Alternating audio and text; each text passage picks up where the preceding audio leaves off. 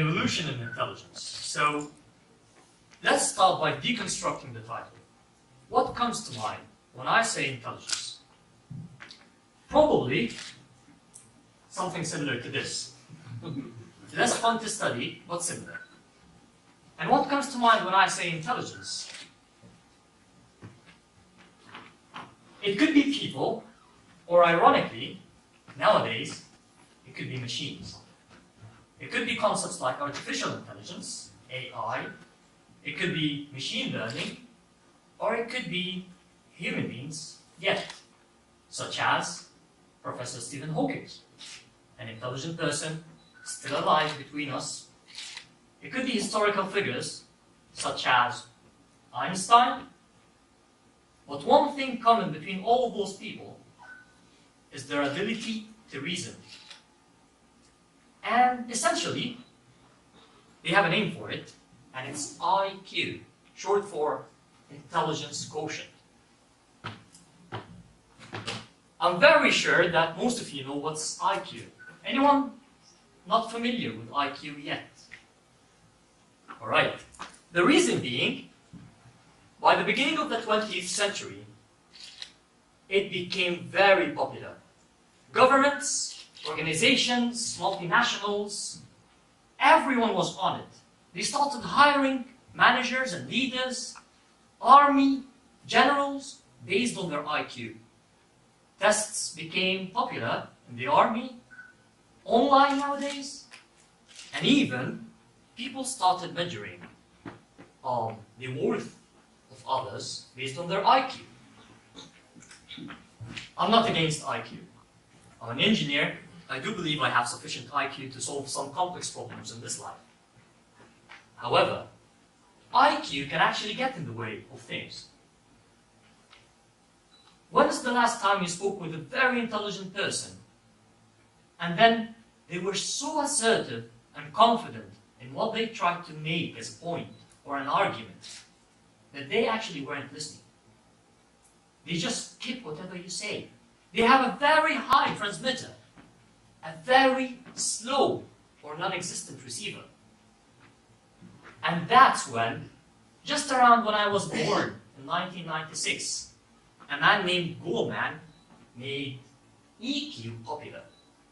And EQ stands short for emotional intelligence, and people really were waiting for it.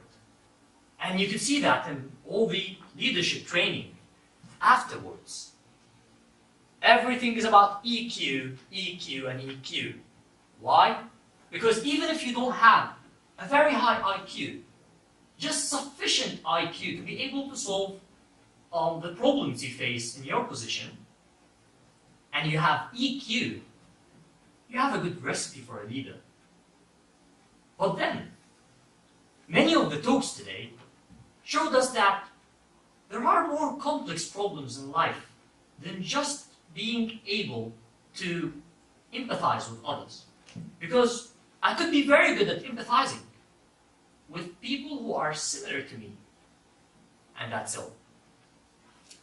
And that's where the question is it enough? Or do we need an evolution in intelligence? Not really in intelligence, in our understanding of intelligence.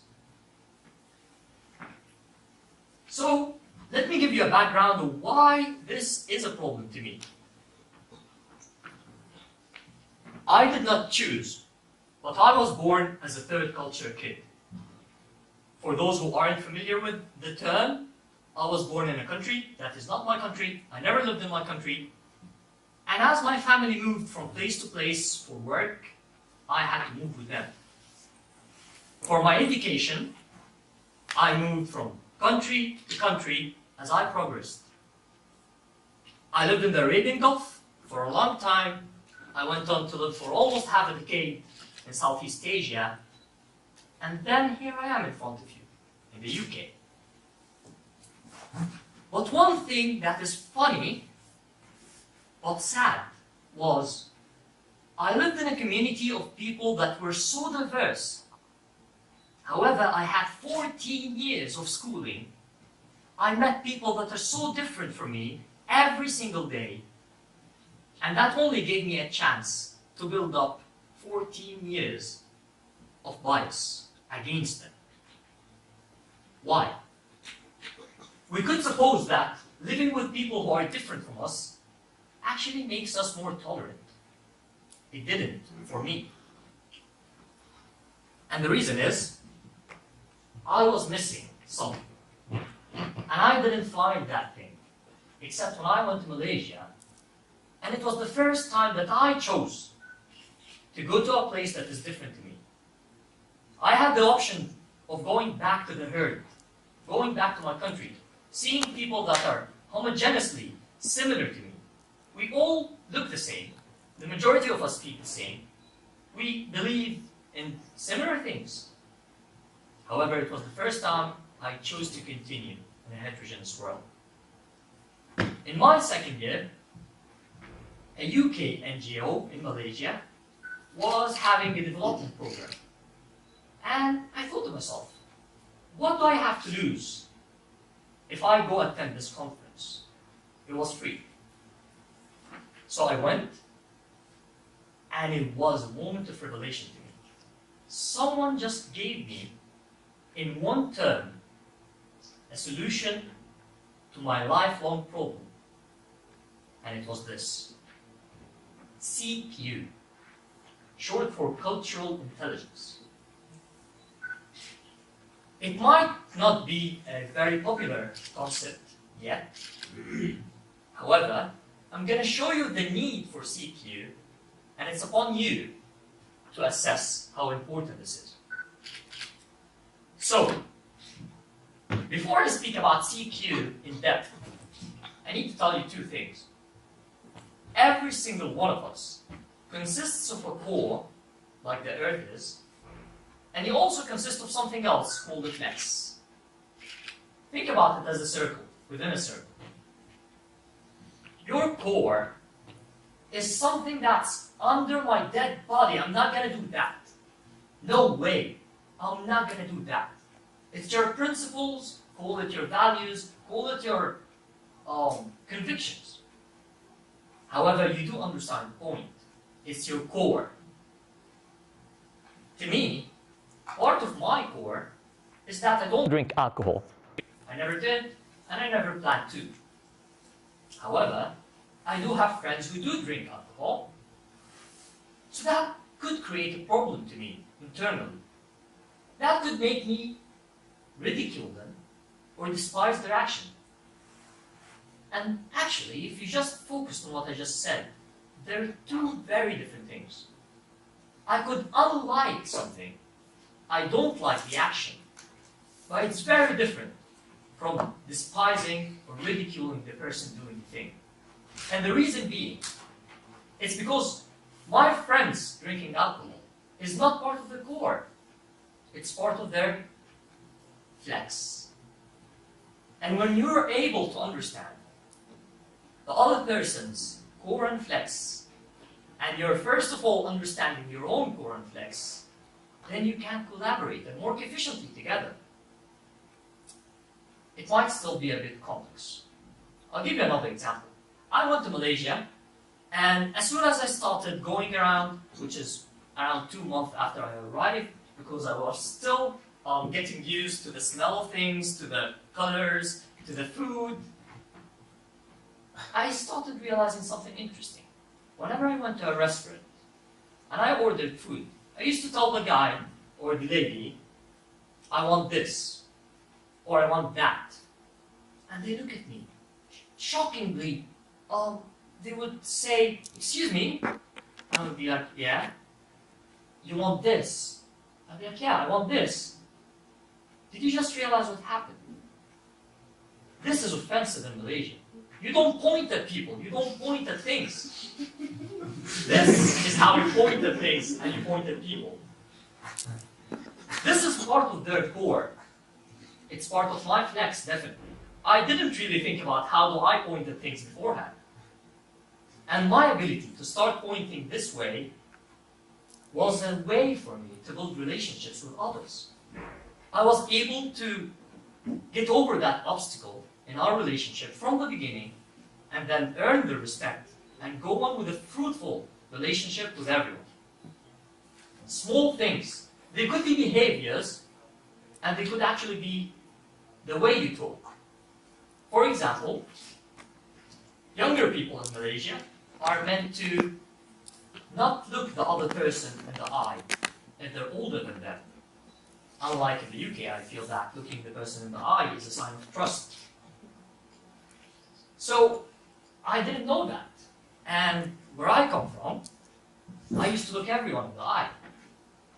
So I look at my teacher's eyes in the lecture, because I'm supposed to look at them, and they look me back. And they're like, and I'm wondering, why is he looking at me so offended? I was able to actually go out of the lecture, ask my teacher, and I told him, sir, did I do something, or did I speak unintentionally in the lecture that offended you? And he was like, no, you looked at me. I'm